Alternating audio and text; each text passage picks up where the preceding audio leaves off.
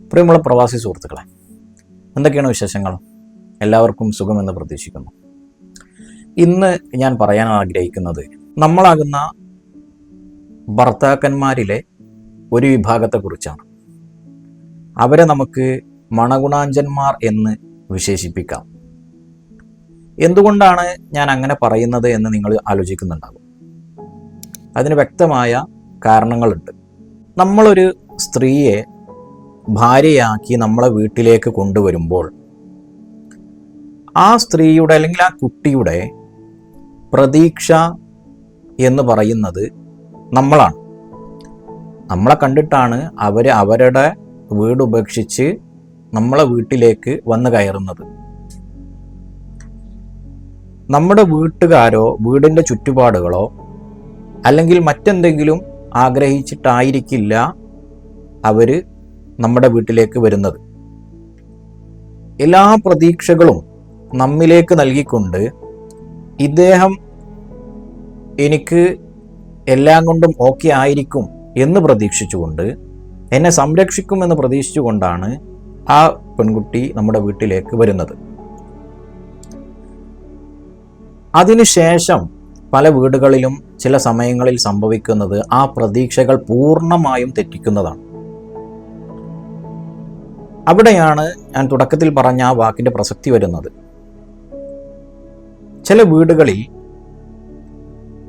ഭർത്താവിൻ്റെ ഉമ്മയായിരിക്കും എല്ലാ കാര്യങ്ങളും കൈകാര്യം ചെയ്യുന്നത്. ചില വീടുകളിൽ ഉമ്മയും നാത്തൂന്മാരുമായിരിക്കും കൈകാര്യം ചെയ്യുന്നത്. അപ്പൊ ഈ അമ്മായിമ്മ നാത്തൂൻ പോരിൽപ്പെട്ട് ഈ വന്നു കയറിയ എത്രയോ പെൺകുട്ടികൾ കൊടിയ പീഡനങ്ങൾ അനുഭവിക്കുന്നുണ്ട് എന്നത് ഈ 2026 ഒരു യാഥാർത്ഥ്യമാണ്. ഒരുപക്ഷെ നമ്മൾ ചിന്തിക്കും 2026 അങ്ങനെയൊക്കെ സംഭവിക്കുമോ? കേരളത്തിൽ പത്തനംതിട്ട ജില്ലയിൽ ഈ അടുത്ത സമയത്ത് പത്രമാധ്യമങ്ങളിൽ നിങ്ങൾ കണ്ടിട്ടുണ്ടാകുമെന്ന് ഞാൻ പ്രതീക്ഷിക്കുന്നു. ഒരു പെൺകുട്ടി ഒരു വീട്ടിലേക്ക് കല്യാണം കഴിച്ച് പറഞ്ഞയച്ചതിന് ശേഷം അവിടെ കൊടിയ ഗാർഹിക പീഡനങ്ങളും ശാരീരിക മാനസിക പീഡനങ്ങളും കാരണം അത്യാവശ്യം വെയിറ്റും സൗന്ദര്യവും ഭംഗിയൊക്കെ ഉണ്ടായിരുന്ന ആ കുട്ടി ആത്മഹത്യ ചെയ്യുമ്പോൾ ആ കുട്ടിയുടെ പോസ്റ്റ്മോർട്ടത്തിനൊക്കെ ശേഷം ആ കുട്ടിയുടെ വെയിറ്റ് എന്ന് പറയുന്നത് 30 കിലോയിലും താഴെയാണ്. നിങ്ങൾ ആലോചിക്കണം, ആ കുട്ടി എത്രത്തോളം മാനസികവും ശാരീരികവുമായ പ്രയാസം നേരിട്ടിട്ടുണ്ടാകുമെന്ന് തീർച്ചയായും നിങ്ങൾ ചിന്തിക്കേണ്ടതുണ്ട്. ഇവിടെ ഇത്തരം വിഷയങ്ങൾ ഉണ്ടാകുമ്പോൾ തന്നെ പ്രതീക്ഷിച്ച് വന്ന ഭാര്യയ്ക്ക് ഏതെങ്കിലും തരത്തിൽ പ്രയാസങ്ങൾ ഉണ്ടാകുമ്പോൾ തീർച്ചയായും കൂടെ നിൽക്കേണ്ടത് ആരാണ്? ഈ പറയുന്ന ഭർത്താവാണ്. ഈ ഭർത്താവ് ചെയ്യുന്നത് വലിയ മണ്ടത്തരങ്ങളാണ്. അതായത് മുമ്പ് എങ്ങനെയാണോ വീട്ടിൽ നടന്നുകൊണ്ടിരുന്നത് അതുപോലെ തന്നെ എല്ലാ കാര്യങ്ങളും നടക്കണം എന്നുള്ള രൂപത്തിൽ വീട്ടുകാർ വാശി പിടിക്കും. അപ്പൊ ഇയാൾ അതിന് വഴങ്ങും. ഇതിന് വഴങ്ങുമ്പോൾ ആ പെൺകുട്ടിയുടെ പ്രതീക്ഷകൾ അവിടെ അസ്ഥാനത്താകുകയാണ്. ഇനി ആ പെൺകുട്ടി കുറച്ച് കാര്യങ്ങളൊക്കെ ക്ഷമിച്ചു എന്നിരിക്കട്ടെ, ഇവിടെ അമ്മായിമ്മപ്പോരിന്റെയും നാത്തൂമ്പോരിന്റെയും പ്രധാന അടിസ്ഥാനം അല്ലെങ്കിൽ ഇത് തുടങ്ങുന്നത് എവിടെ നിന്നാണ് നിങ്ങൾ ചിന്തിച്ചിട്ടുണ്ടോ? ഒരു വീട്ടിൽ ഒരു ആൺകുട്ടി ഉള്ളൂ എന്ന് കരുതുക, അല്ലെങ്കിൽ ഒന്നിലധികം ആൺകുട്ടികൾ ഉണ്ട് എന്നും കരുതിക്കോളും. പ്രത്യേകിച്ചും ഒരു ആൺകുട്ടി ആണെങ്കിൽ ആ വീട്ടിലെ ഉമ്മാക്കും പെങ്ങന്മാർക്കുമൊക്കെ ഒരു പ്രതീക്ഷ ഈ ആൺകുട്ടിയിലായിരിക്കുമല്ലോ. അങ്ങനെ ഇവനെ കൊണ്ട് കല്യാണം കഴിപ്പിക്കുന്നതോടുകൂടെ ഇവരുടെ മനസ്സിൽ ഒരു ഇൻസെക്യൂരിറ്റി അല്ലെങ്കിൽ ഒരു ഭയം കടന്നു വരികയാണ്. ഒരു പ്രത്യേകമായ കോംപ്ലക്സ് കടന്നു വരികയാണ്. അതായത് തങ്ങൾക്ക് മുമ്പ് തന്നിരുന്ന പ്രയോറിറ്റി ഈ പെൺകുട്ടി അപഹരിക്കുമോ? തങ്ങൾക്ക് മുൻപുണ്ടായിരുന്ന ഈ യുവാവിലുണ്ടായിരുന്ന സ്വാധീനം ഈ പെൺകുട്ടി കാരണം ഇല്ലാതാകുമോ? അല്ലെങ്കിൽ അവളുടെ തലയണ മന്ത്രം കാരണം അവർ പറയുന്നത് ഇവൻ കേൾക്കാതാകുമോ? മുൻപ് ചെയ്തിരുന്ന കാര്യങ്ങൾ ചെയ്യാതാകുമോ എന്ന ഒരു പ്രത്യേകമായ മോശപ്പെട്ട ചിന്തയിൽ നിന്നാണ് തീർച്ചയായും ഇത്തരം വിഷയങ്ങൾ ഉണ്ടാകുന്നത്. അതാണ് യഥാർത്ഥത്തിൽ ഈ നാത്തൂൻ അമ്മായിമ്മ പോരിൻ്റെ അടിത്തറ എന്ന് പറയുന്നത്. വിഷയങ്ങൾ പലതായിരിക്കും, പക്ഷെ ഇതിൻ്റെ ഉള്ളറകൾ തേടി നമ്മൾ പോയാൽ ഇത് ചെന്നെത്തുന്നത് ഈ വിഷയത്തിലായിരിക്കും. പുറത്തേക്ക് കാണാൻ പലതും ഉണ്ടാകും, അതങ്ങനെ ചെയ്യുന്നില്ല, ഇതിങ്ങനെ ചെയ്യുന്നില്ല, അതുപോലെ ഇതും, ഇങ്ങനെ ഒരുപാട് വിഷയങ്ങളായിരിക്കും. പക്ഷേ ഇതിൻ്റെ ബേസ്, അടിത്തറ എന്ന് പറയുന്നത് ഇവിടെ ആയിരിക്കും കിടക്കുന്നത്. ഇനി ഈ വീട്ടിൽ ഈ കുട്ടിക്ക് വലിയ പ്രയാസങ്ങൾ നേരിടുന്നു എന്ന് കരുതുക. ഈ ഭർത്താവിനോട് ഈ കുട്ടിക്ക് മറ്റു പ്രശ്നങ്ങളൊന്നും ഇല്ലെങ്കിൽ ഇവരുടെ കളിയാക്കലുകളും പ്രയാസങ്ങളും ഒക്കെ ഉണ്ടാകുമ്പോൾ ഈ കുട്ടി പ്രതീക്ഷയോടെ നോക്കുന്നത് ഈ ഭർത്താവിൻ്റെ മുഖത്തേക്കായിരിക്കും.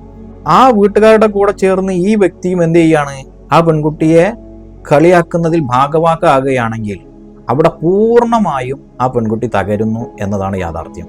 എന്നാൽ മറിച്ച് ആ പെൺകുട്ടിക്ക് പ്രതീക്ഷ കൊടുക്കാൻ ഈ ഭർത്താവിന് സാധിച്ചാൽ, അവരൊക്കെ പഴയ ആളുകളല്ലേ, അങ്ങനെ ആയിരിക്കും, നമുക്ക് ക്ഷമിക്കാം എന്നൊക്കെ പറഞ്ഞ്, അല്ലെങ്കിൽ സാരമില്ലാതെ അങ്ങനെ അങ്ങ് വിട്ടുകള എന്നൊക്കെ പറഞ്ഞ് നമ്മൾ ആ പെൺകുട്ടിക്ക് നല്ല ഒരു പ്രതീക്ഷ നൽകിയാൽ, ഒരു സമാധാനം നൽകിയാൽ, സാന്ത്വനം നൽകിയാൽ, തീർച്ചയായും ആ പെൺകുട്ടി ഒരു കാരണവശാലും നമ്മെ വിട്ടുപോകുകയുമില്ല, നമ്മെ വെറുക്കുകയുമില്ല.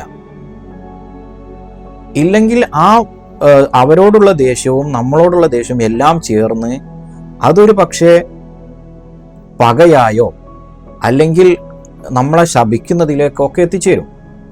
അല്ലെങ്കിൽ ആ പെൺകുട്ടി നമ്മൾ കാരണം ആത്മഹത്യ ചെയ്യുന്ന അവസ്ഥയിലേക്ക് പോലും എത്തിച്ചേരും. അതുപോലെ തന്നെ ഈ ചില വീടുകളിലൊക്കെ സാമ്പത്തിക കൈകാര്യങ്ങളൊക്കെ മുമ്പേ ഉമ്മയോ പെങ്ങന്മാരൊക്കെ ആയിരിക്കും. അത് ഈ കല്യാണ ശേഷവും തുടരുന്നതിന് പ്രശ്നമൊന്നുമില്ല.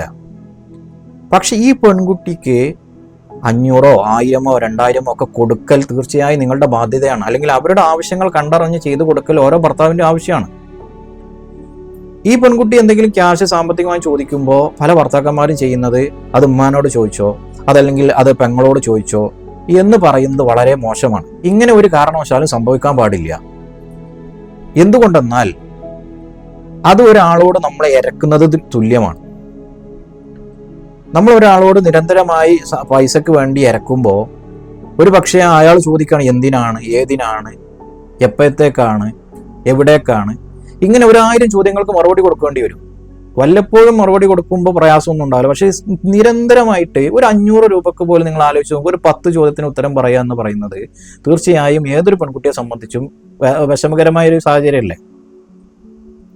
അപ്പൊ ഇവിടെ അവർക്ക് വേണ്ട സാമ്പത്തിക സപ്പോർട്ട് അത് ഒരുപാട് കൊടുക്കണമെന്നല്ല, ചെറിയ ചെറിയ അവരുടെ കൊച്ചു കൊച്ചു ആവശ്യങ്ങൾക്കുള്ള സാമ്പത്തിക സപ്പോർട്ടുകൾ, മാനസിക സപ്പോർട്ടുകൾ, ചില പിന്തുണകൾ, പ്രോത്സാഹനങ്ങൾ, ഇതൊക്കെ ഒരു ഭർത്താവിൽ നിന്ന് നൽകേണ്ടതാണ്. ഇവിടെ ഭർത്താക്കന്മാര് മണഗുണാഞ്ചന്മാരായാൽ അവിടെ നിങ്ങളുടെ മാതാവാകുന്ന അമ്മായിമ്മയും നാത്തൂന്മാരാകുന്ന പെങ്ങന്മാരും അവിടെ ബെഞ്ചും ഡെസ്കൂട്ടിയിരിക്കും. പിന്നെ അവരുടെ നിയന്ത്രണത്തിലായിരിക്കും കാര്യങ്ങൾ. ഒരു കാരണവശാലും അത് അനുവദിച്ചു കൊടുക്കരുത്. അവരെയും നമ്മൾ പിന്തുണക്കണം, സപ്പോർട്ട് ചെയ്യണം, അവർക്ക് വേണ്ട കാര്യങ്ങളൊക്കെ ചെയ്തു കൊടുക്കണം. അതോടൊപ്പം നിങ്ങളെ മാത്രം പ്രതീക്ഷിച്ച് വന്ന ഈ പെൺകുട്ടിയെ ഒരു കാരണവശാലും കൈവിടാനും പാടില്ല. ഈ പെൺകുട്ടികൾക്കൊക്കെ കിട്ടേണ്ട പിന്തുണയും കാര്യങ്ങളൊന്നും കിട്ടാതാകുമ്പോൾ, അവരുടെ പ്രതീക്ഷകൾ അസ്തമിക്കുമ്പോൾ, ഇന്ന് സോഷ്യൽ മീഡിയയുടെ കാലമാണല്ലോ, അവർക്ക് അത് വേണ്ടുവോളം നൽകാൻ പലരും പുറത്ത് കാത്തിരിക്കുന്നുണ്ട്. അത് പല രൂപത്തിലും കാത്തിരിക്കുന്നുണ്ടാവും. അവസാനം ഈ പെൺകുട്ടി ഒളിച്ചോടുകയോ ചാടിപ്പോവുകയോ ഒക്കെ ചെയ്താൽ ഒരു പക്ഷേ നമ്മളെല്ലാവരും തന്നെ കുറ്റപ്പെടുത്തുന്ന ആ പെൺകുട്ടിയായിരിക്കും. അതിന് പിന്നിൽ ആര് പ്രവർത്തിച്ചു എന്നത് നമ്മൾ ചിന്തിക്കുന്നുണ്ടാകില്ല. എന്തായിരിക്കും ഇതിന് സംഭവിച്ചത് എന്ന് നമ്മൾ ആരും നോക്കുന്നുണ്ടാകില്ല.